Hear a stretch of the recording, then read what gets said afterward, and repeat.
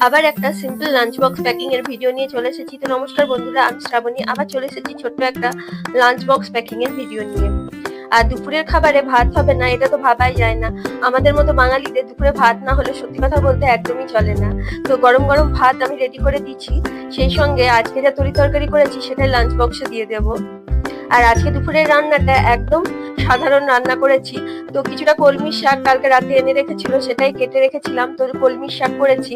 আর কলমির শাকটা রসুন ফোড়ন দিয়েছি, তাতে কালো জিরে আর শুকনো লঙ্কা ফোড়ন দিয়ে করেছি। আর সেই সঙ্গে করে নিয়েছি চাল কুমড়ো।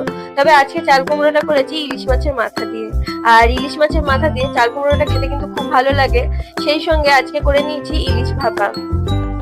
আর ইলিশ ভাপাটা করেছি সর্ষে, পোস্ত আর কাঁচা লঙ্কা বেটে। তবে ইলিশ ভাপার রেসিপি সকলেই জানে, এটা বলার কিছু নাই। তো দুপুরে যা রান্না বান্না করেছি সেগুলো বরের লাঞ্চ বক্সে প্যাকিং করে দিয়েছি। আর বরের লাঞ্চ বক্স একদম রেডি করে দিয়েছি, সেই সঙ্গে ফলের মধ্যে একটা আপেল দিয়ে দিয়েছি। তো বরের লাঞ্চ বক্স একদম রেডি হয়ে গেছে। তো আমার এই ছোট্ট ভিডিওটি ভালো লাগলে অবশ্যই কমেন্ট করেন। থ্যাংক